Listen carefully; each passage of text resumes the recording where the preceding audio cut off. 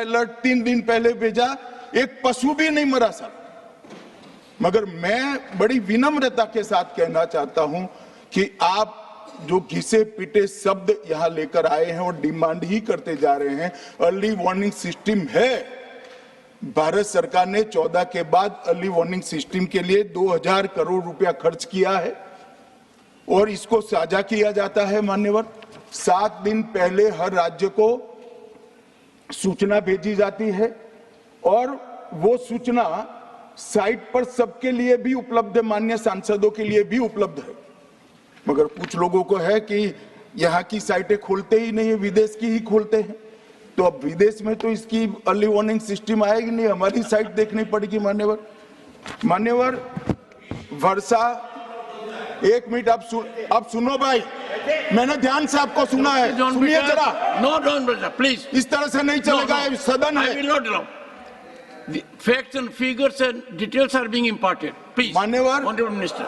मैं तो उस उद्देश्य से ही कहता हूं इसको सुनकर सभी राज्य अलर्ट हो, अर्ली में अलर्ट हो जाए। मेरा किसी को ताना लगाने का आशय नहीं है।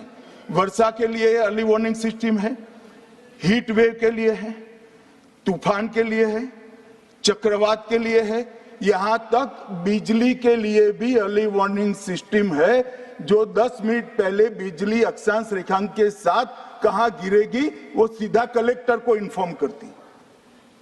मगर इसका कोई जिक्र नहीं कर रहा है। मैं तो मानता हूं जानकारी का अभाव होगा, जानकारी का अभाव है तो भी ठीक नहीं है, और राजनीति है मान्यवर तो बहुत दुखद है। मान्यवर, कई सारे राज्यों ने इसका उपयोग भी किया है और परिणाम भी आए।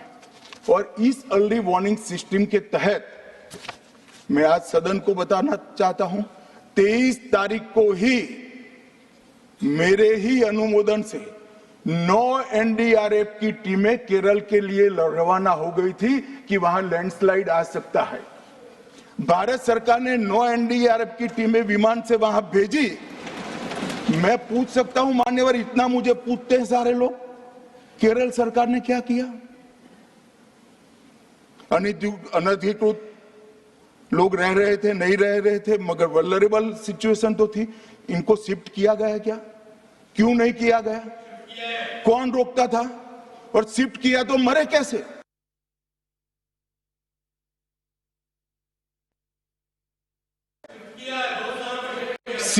शिफ्ट पहले नहीं किया गया है, बाद में किया गया है। जितना बोलोगे उतना नुकसान होगा।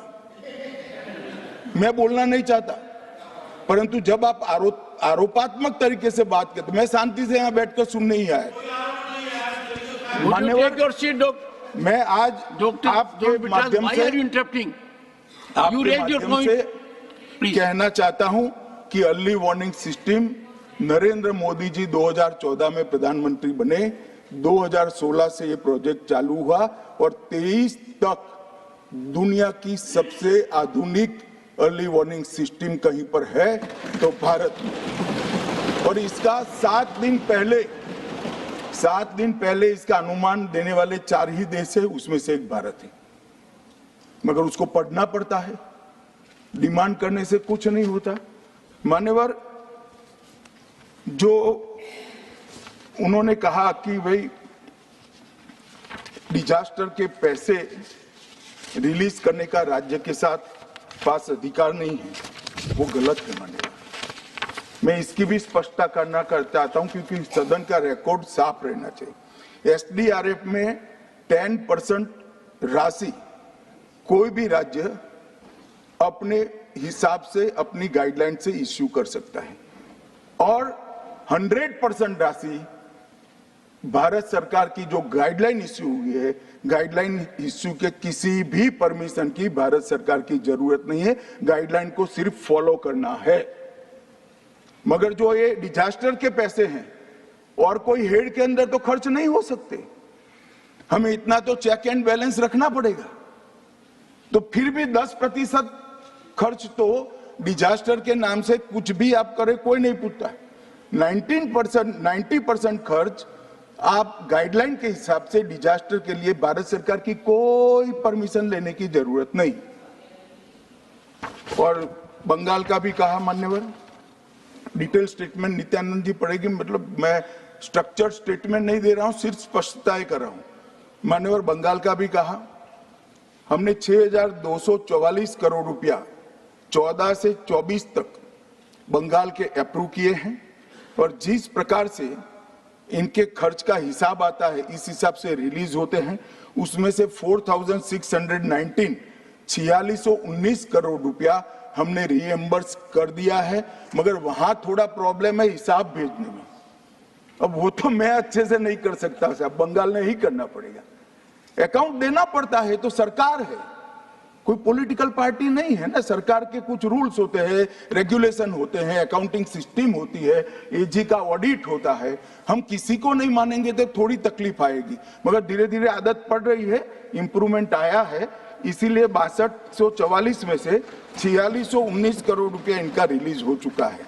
और मैं फिर से कहना चाहता हूं मान्यवर, अर्ली वार्निंग सिस्टम दी गई थी, इसीलिए 23 तारीख को हमने एनडीआरएफ की 9 बटालियन वहां पर 9 बटालियन वहां पर हमने भेज दी थी, और 3 कल रवाना करी है।